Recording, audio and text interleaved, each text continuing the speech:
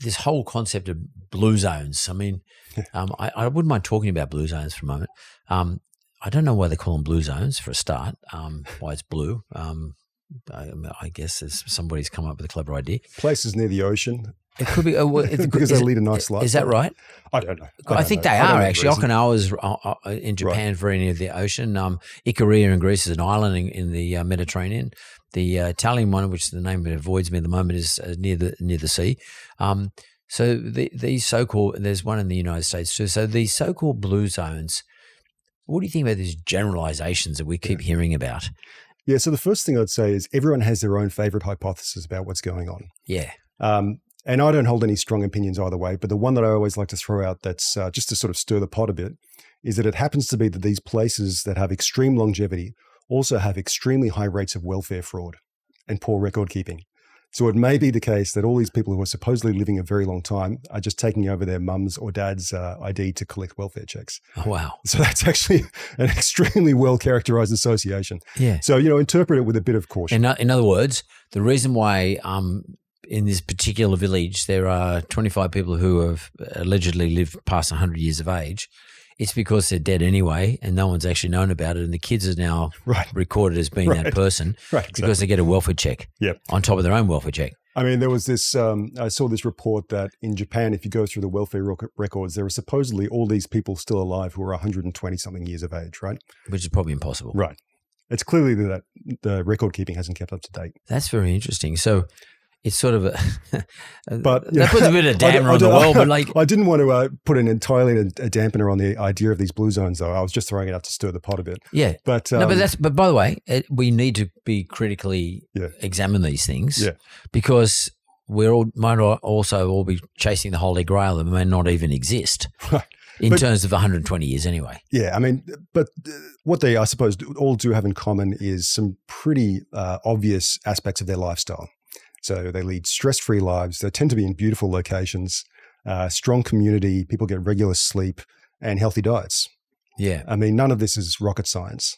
I think you're right about the stress-free bit because, we sit here in Australia, you and I sitting here right now, we're in the middle of Darlinghurst. There's traffic outside. We both take transport to work. Either we don't work from home. We either travel by public transport or we drive. But in both cases, there's a lot of traffic. Then there's a lot of people. Like in those small villages, there's not a lot of people. There's a lot of people who can annoy the shit out of you as well. I live a stressful life in my work environment because it's extraordinarily competitive, the work environment I work in, my day-to-day job, as opposed to this stuff. This stuff is like unbelievably fun to me. Like it's amazing fun for me compared to what I do day to day. So I live a high level of stress, a high level of cortisol is being flushed through my system, like from the moment I wake up, literally to the moment I go to bed at night. All of which sort of probably has a toll on my system, including my energy levels. I can't imagine that my mitochondrial system is working efficiently if it's getting flushed with stress hormones all the time. So therefore, to some extent, our penchant for chasing these otherwise unreachable blue zones around the world, maybe we should stop talking about that.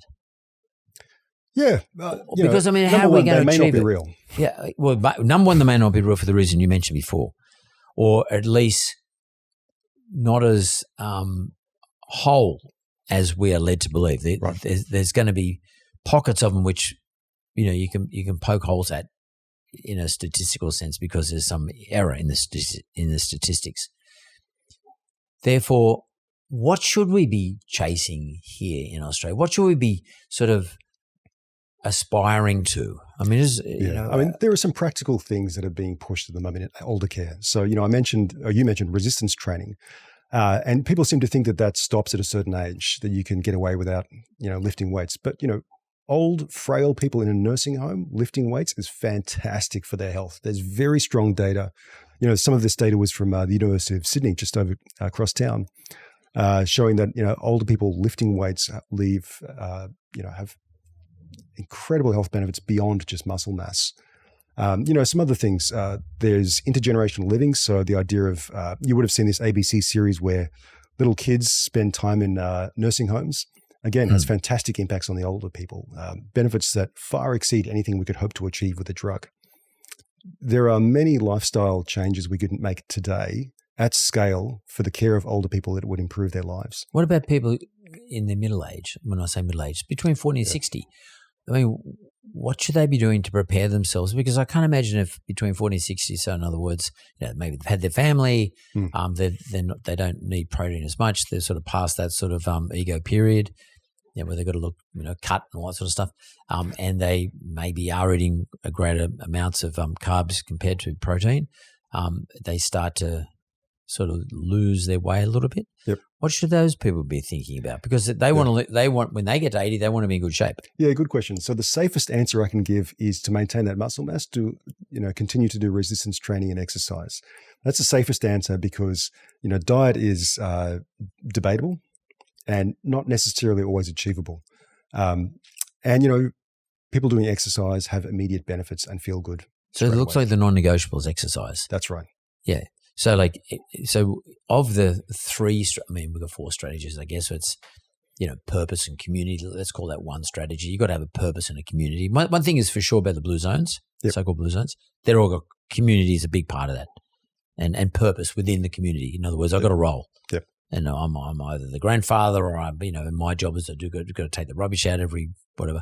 But I've got this purpose community. That's one, and that's probably there's no dispute on that one. The second strategy has to be around what I eat, but the strategy around our food intake, it seems to be a little bit difficult. We're not sure how much protein, how much, the example given before, rice, etc. What type of protein, what type of rice, how often a day, what time of day. That's a bit confusing. The third strategy would be sleep. You've got to get your rest. You must sleep. That's right. And which is quite funny because when I was in my 20s, you were nearly a superhero if you could live on 4 or 5 hours sleep a night. Yeah, that's right. Now it's... I don't think that's changed.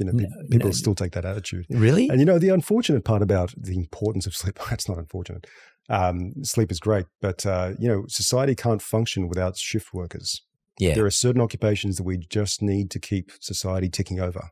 Well, those poor buggers might not make it though. That's the problem. Yeah, it's if they're sleep deprived. That's right. That's right. So, I guess that means they need to take extra care of their health later in life, not maintain that lifestyle, forever.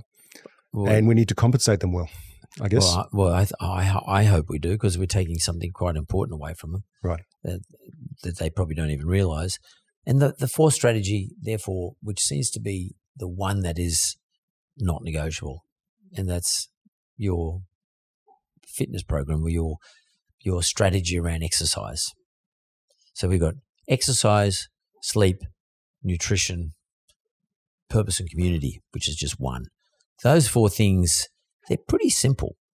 Yeah, that's right. They're obvious sort of thing. That's right. Some people look in on the aging research field and they want to look at what they can do now and they see it's these obvious things that their grandparents could have told them about and they're like, well, this isn't a field of research. This is not serious. But, that's where we're at the moment for being able to give advice to people, those, old school advice that their grandparents would have had.